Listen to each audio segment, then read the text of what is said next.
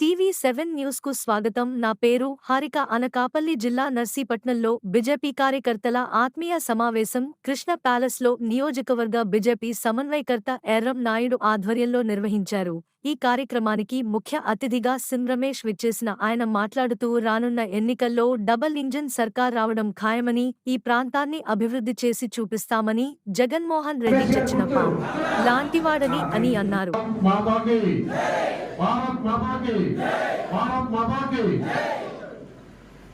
పరమేశ్వర్ గారు లాస్ట్ లో మాట్లాడుతూ ఆయన పక్క గారికి అవకాశం ఉంది మంత్రి అయినందుకు. అవకాశం కాదు, ఆయన మంత్రి అయి తీరుతాడు. ఎందుకంటే సీరియల్లో కూడా నేను క్యాబినెట్ పిలిచేటప్పుడు మొట్టమొదటి పేరు ఆయన పక్క గారికే పిలుస్తారు. ఆయన ఏ పోర్ట్ఫోలియో కావాలంటే ఆ పోర్ట్ఫోలియో ఇస్తారు. ఎందుకంటే ఎందుకు చెప్తున్నానంటే ఈరోజు ఉండే సీనియర్ నాయకుల్లో అత్యంత సీనియర్ నాయకుడు ఆయన పాత్ర గారు. కాబట్టి ఏమాత్రం సందేహం లేదు, ఆలోచించాల్సిన అవసరం లేదు. మంచి మెజారిటీతో గెలుస్తారు, మంచి పోర్ట్ఫోలియోతో మంత్రి కూడా అవుతారు.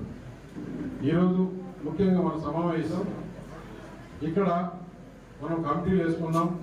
భారతీయ జనతా పార్టీ నర్సీపట్నం అసెంబ్లీ నియోజకవర్గంలో ఏదైతే 456 బూత్ కమిటీలు ఉన్నాయి,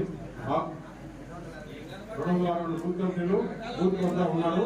వాళ్ళందరూ కూడా రేపటి నుంచి మండలాల వారీగా డివైడ్ చేసుకొని తెలుగుదేశం నుంచి అలాగే జనసేన నుంచి భారతీయ జనతా పార్టీ నుంచి కమిటీలు వేసుకొని రేపు ఈ క్యాన్వాసింగ్ ఏదైతే గుర్తులు చెప్పాలో మన ప్రధానమంత్రి నరేంద్ర మోడీ చేసి ఈ భారతదేశం చేసిన ఈ 10 సంవత్సరాల్లో ఏదైతే పనులు చేసాడో ఆ పనులు తెలుపుకుంటూ మనం రాబోయే ఎలక్షన్లో ఏ విధంగా మనం ప్రణాళికలు వేస్తా ఉన్నాం ఆ విధంగా చేసుకొని, ముఖ్యంగా నేను కార్యకర్తలు కూడా చెప్తున్నా, మన గుర్తు కమలం గుర్తు ఇక్కడ కొత్తగా కండక్ట్ చేస్తుంది. కాబట్టి యూత్ అందరికి కూడా దాదాపు 40-50 సంవత్సరాల ఉన్న వాళ్ళందరికీ కూడా గుర్తు అప్పటికే అర్థమైపోయింది.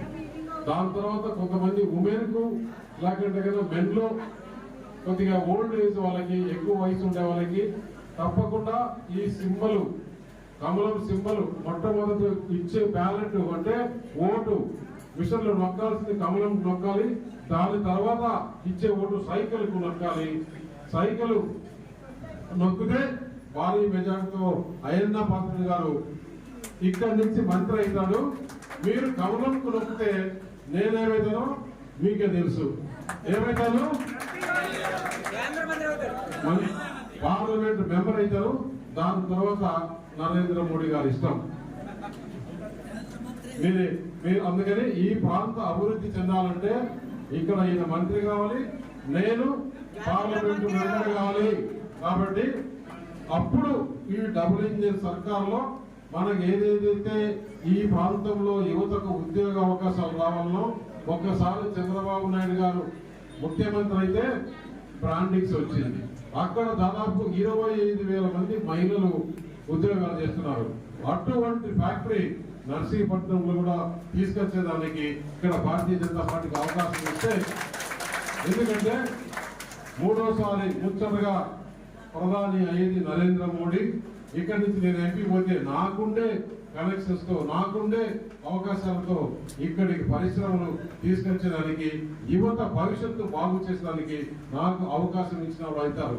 ఎందుకంటే ఇక్కడికి ప్రధానమంత్రి ప్రతినిధిగా వచ్చి అనకాపల్లిలో పోటీ చేస్తున్నారు. కాబట్టి మీరు ఈ విషయాలు గ్రామాలలో ప్రతి ఒక్కరికి చెప్పి సీఎం రమేష్ భారతీయ జనతా పార్టీలో నిలబడుతున్నాడు. ఎందుకంటే ఈ ప్రాంతంలో అయ్యన్న పాత్రుడు గారు అంటే ఒక దేవుడు లాంటి వాడు, అందరికీ తెలుసు. ఆయన బ్రాండ్ కరెక్ట్. కాబట్టి ఇక్కడ మీరు ఈ కమలం గుర్తును, సీఎం రమేష్ అనే పేరును ప్రజల్లోకి తీసుకుపోయి భారతీయ జనతా పార్టీకి ఒక అవకాశం ఇచ్చి మంచి మెజారిటీతో గెలిపించవలసిందిగా. ఎందుకంటే నేను జగన్మోహన్ రెడ్డి గురించి ఎక్కువ మాట్లాడాల్సిన అవసరం లేదు. ఎందుకంటే ఆయన పని అయిపోయింది. సచిన్ బాబుని ఎన్నిసార్లు చంపుతాం? ఈ 37 రోజుల్లో అయిపోయాయి. క్లోజ్. కలాస్ అంటారు కదా, కలాస్.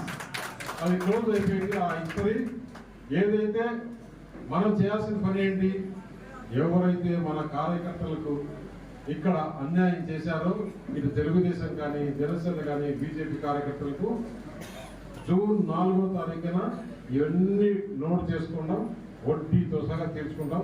కార్యకర్తలు ఎవరు కూడా ఏమి ఇబ్బంది పడాల్సిన అవసరం లేదు. ఒక పక్క డెవలప్మెంట్ చేసుకుంటాం, ఒక పక్క కార్యకర్తలను కాపాడుకుంటాం, ఒక పక్క యువతకు ఉద్యోగ అవకాశాలు కల్పించడానికి కూడా చేసుకుంటామని తెలియజేస్తూ ఈ అవకాశం ఇచ్చిన పెద్దలు జిల్లా భారతీయ జనతా పార్టీకి ధన్యవాదాలు తెలియజేస్తున్నాం.